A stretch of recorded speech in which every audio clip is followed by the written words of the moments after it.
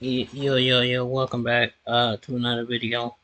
Saw this video online. I know it's controversial or something. I get that. You don't want to watch the video. I'm okay with that as well. Um, I never have Chris Benoit on the channel because I know that how that can be. But I just want to react to it for my own sake because I'm interested in knowing stuff and I don't really know much. So yeah. But if you in here, welcome back to another video. This is part 6. I'm probably gonna do 9 parts since I did part 1 at 12 o'clock, and it probably won't count for today. So, anyways, let's get into it. This video is 6 minutes long. If you in here, thanks. She's been looking for an insight in that data forever. Oh. Hi. I'm gonna find it. Did you tell her about Sapphire? No, I thought you did. I don't I'm gonna tell her. have people. Oh, no. Some The quickest people way from a billion points of struggling data with, to a point of view. SassVibe. you know what, they life. My name is Dennis Biggs. Personal I health. run the security for World Wrestling, and I don't one know. of our wrestlers I that don't lives down really there know is what that's missing. all about. Okay, what's I his never name? had that issue. Chris Benoit. People do. It was a particularly brutal and vicious murder. It was something that showed some sign of real rage. Chris was just this gentle giant. Nobody expects their friend to kill their family. Like, what? I can't point my finger at one thing and say, this is what caused my brother-in-law to snap. People need to understand that that was not him. He was my hero. I need to talk about this. If you're going to say I'm glorifying a murder, stop listening now. Alright, stop listening. I hate people that do that. It's Saturday night. I'm going to go into Laredo, Texas. We're doing the Texas Loop. I get to Laredo, and Chris, myself, and Scott Armstrong are going to ride together. And then later, I get a call from Chris, and he goes, "Oh man, I'm not going to make it." I go, "What's wrong?"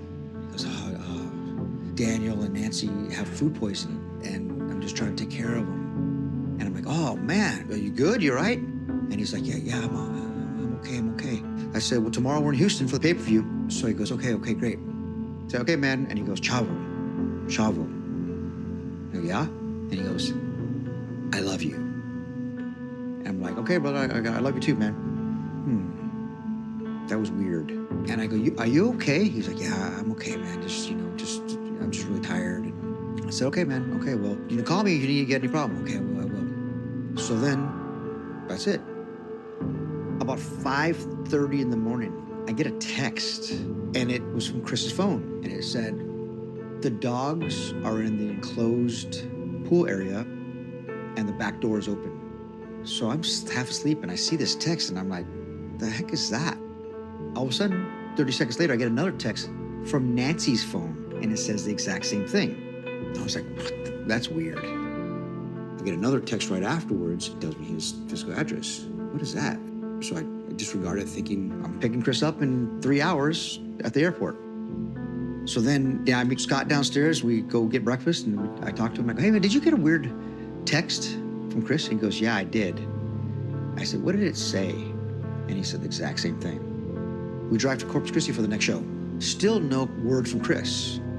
So the head of talent relations, Johnny Ace, asked me, "Hey, Chavo, have you heard from Chris?" And I said, "No." I said, "But look, Johnny," and I bring out my phone and I show him. These are the texts that I got from Chris yesterday. And Johnny, in his raspy voice, is like, "Chavo, why didn't you show us these yesterday?" And I'm like, "Look, man, we're covering for Chris. We didn't know where he was. You didn't know where he was." The office starting to get concerned because it was getting to be like 1, 2, 3 o'clock in the afternoon. So Vince McMahon has sent a wellness check to his house. I was in my patrol car just riding around the county, and was pretty close to the area when the call went out. My name is Larry Alden. I was with Fayette County Sheriff's Office. I was a lieutenant in charge of the shift that was working the day of the Benoit incident. I had been a detective for about 15 or 20 years. I'd probably see Chris Benoit once or twice a week at the gym, which was right in the middle of Fayetteville. He didn't talk a lot, and he was pretty focused on getting his workout in. I never heard anything about him. I didn't even know where he lived at until the call came out on the radio that day. I wasn't thinking of anything other than a welfare check, or maybe he was sick, maybe drunk. Didn't really know what. I pulled up on scene about the time the neighbor was walking over, and I walked up to them, and I asked if she had seen Mr. Benoit or anybody. And she said, it's been 3 or 4 days since I've seen anybody over there. There was 2 large canines in the yard. If I remember correctly, they were German Shepherds. We asked her if there was any place she could put the dogs at so that we could go up there and do the welfare check. And she said, oh yeah, me and the dogs get along great. I feed them whenever they're out of town. And she jumped the fence, dogs right there with her. She walked them in there, never had to take hold to them. It was taking a little longer than I thought it should take, but then she came running out the door screaming that Daniel's dead, Daniel's dead. I went from just being a regular welfare check, okay, we got something more serious here. So Vince McMahon calls a meeting at the ring. Dean Malenko sitting next to me. I just had this really bad feeling. Dean's like, there's something wrong. Something is not right. That's when Vince McMahon stands up in the ring and says, we just got word that Chris Benoit, Nancy, and Daniel have all passed away. And the gasps, of course, around the ring. I remember Vicky, because she just let out this hurling scream.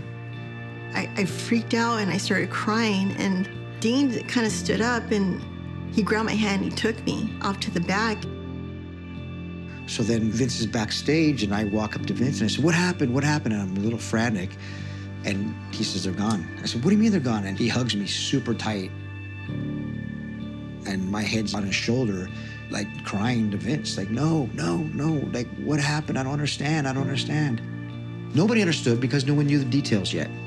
That's when all of this, all of these details start coming out about it's not just him that's dead, it's Nancy, and then Daniel's dead as well. And then that's when it just started getting out of control.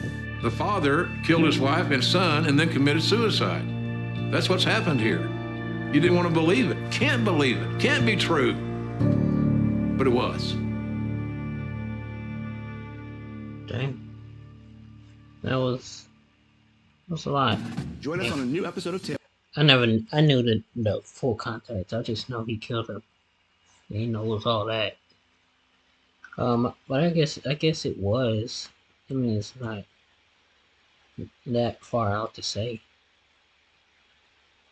Thank y'all for watching.